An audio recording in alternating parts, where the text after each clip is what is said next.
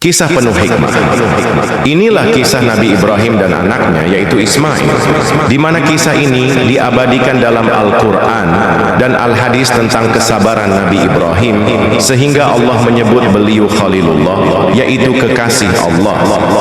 Simaklah kisah ini sampai akhir. Jangan lupa like, komen, dan subscribe-nya.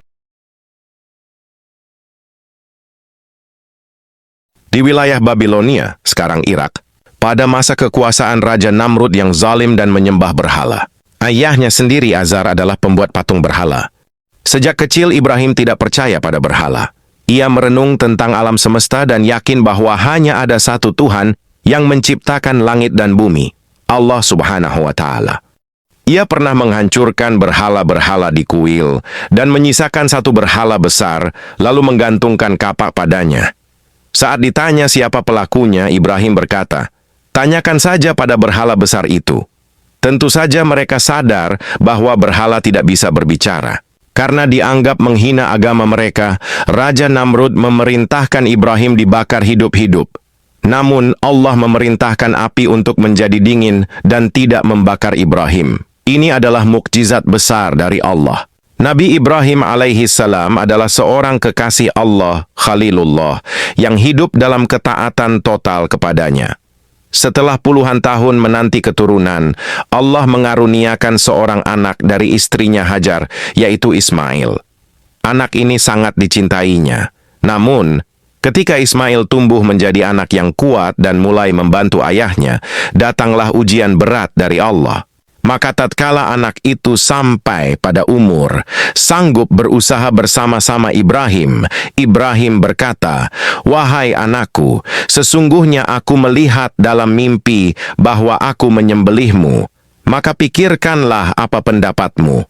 Quran Surah As-Saffat 102. Mimpi seorang nabi adalah wahyu. Nabi Ibrahim memahami bahwa ini adalah perintah dari Allah. Namun ia tidak langsung melakukannya.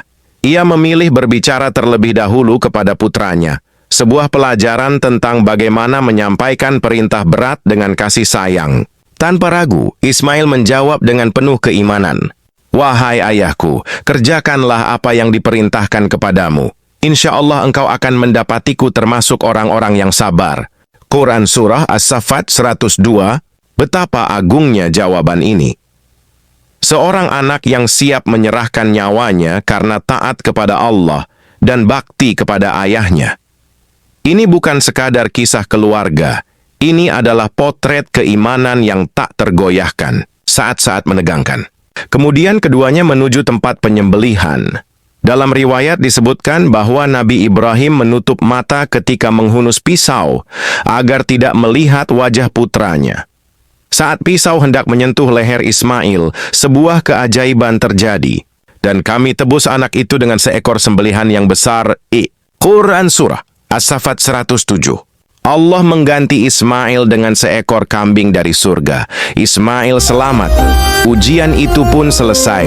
Allah memuji keduanya dalam ayat, "Sesungguhnya ini benar-benar suatu ujian yang nyata." Quran Surah As-Saffat 106. Makna dan hikmah.